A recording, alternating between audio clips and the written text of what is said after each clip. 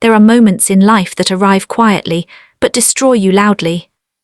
For me, it was a handwritten note, a red apple magnet, and the sound of a kettle screaming while my heart went completely silent. I didn't cry when I read it. I didn't scream. I simply walked away, unaware that the man I was protecting myself from was actually drowning, and I was the only one who could save him. Welcome to my YouTube channel Whisper Stories, where silence speaks. My name is Anna, and I am 60 years old. At an age when people expect your world to shrink quietly, I learned that life can still tear itself open without warning and spill truths you never asked to see. The note was small. Just 3 words, written in my son's hurried handwriting, stuck to the refrigerator with a red magnet shaped like an apple. No room, Dad. That was it. No explanation. No apology. No love folded between the lines.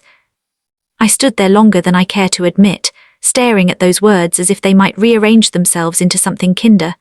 The kettle screamed behind me, forgotten, while my chest felt oddly hollow, like a room that had once been full and was now echoing. 60 years of living, and I still wasn't prepared for how easily a child can undo you.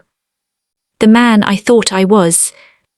I had raised my son Daniel, mostly on my own after his mother passed away when he was 12. I learned how to braid hair badly, how to sit through parent-teacher meetings feeling out of place, how to hide my grief so it wouldn't leak into his childhood. I worked 2 jobs. I missed dinners. I missed sleep. But I never missed him. Or at least that's what I told myself. When Daniel grew up married and moved into a house just 20 minutes away, I thought the hardest part of parenting was over. I downsized my life the way older people are told to do, sold the family home, gave away furniture, packed memories into labeled boxes. When my landlord sold the building suddenly, Daniel insisted that I come stay with him and his wife for a while. Family takes care of family, he said. I believed him. Maybe that was my first mistake. When love becomes inconvenient. It started small. My mug moved to the back of the cabinet. My shoes placed outside the door instead of by it. My name replaced by Dad, said with a sigh. Then came the looks, shared glances between Daniel and his wife, whispered conversations that stopped when I entered the room. I pretended not to notice. Older people learn that skill quickly. I kept myself small, quiet, grateful. Until the morning, I woke up early to make tea and found that note. No room, Dad. No room in the house I helped him buy with my savings. No room in the life I had built my own around.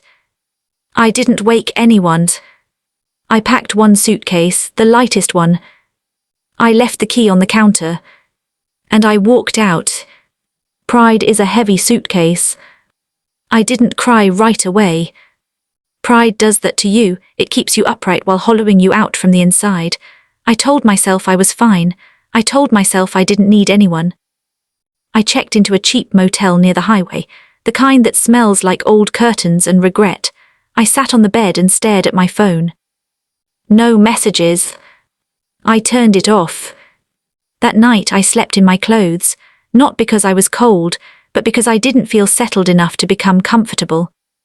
The 73 missed calls. The next afternoon I turned my phone back on. It vibrated so violently, it nearly fell out of my hand. 73 missed calls. 18 voicemails. All from Daniel. My first instinct was anger. My second was fear. Something in my chest tightened in a way that felt different. I listened to the first voicemail.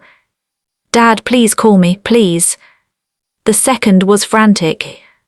The third was panicked. By the 10th, his voice had broken completely. Dad, I messed up, I didn't mean it like that. Please, you have to call me back. By the 18th, I was shaking. Something was wrong. The truth he couldn't say at home. I called him back. He answered on the first ring, sobbing so hard he couldn't speak at first. Dad, he finally gasped, I didn't know what else to do.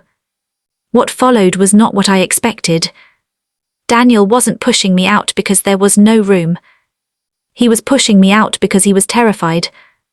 Terrified that I would discover the truth he had been hiding for over a year. He had lost his job. Then another.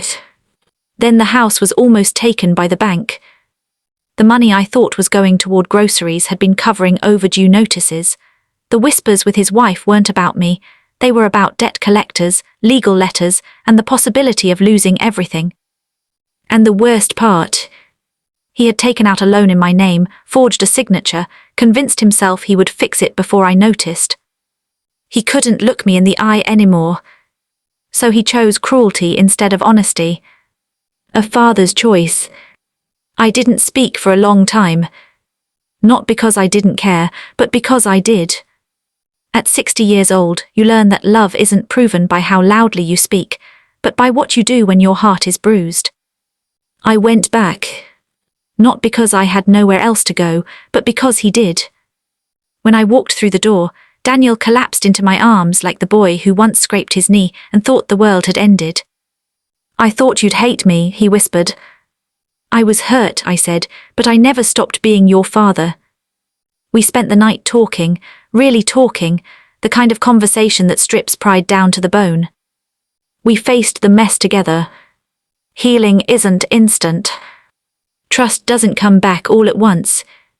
Neither does peace. But honesty, real honesty, builds a bridge where silence burns one.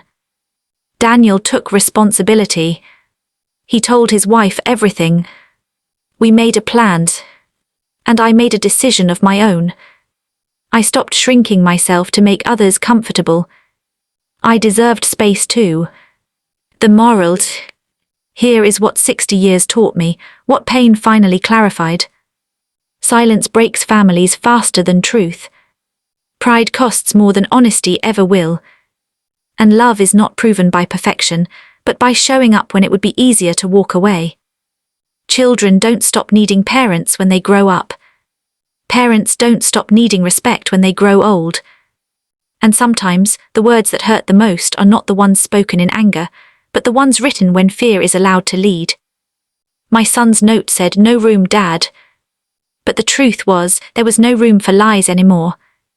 And that truth, painful as it was, saved us both.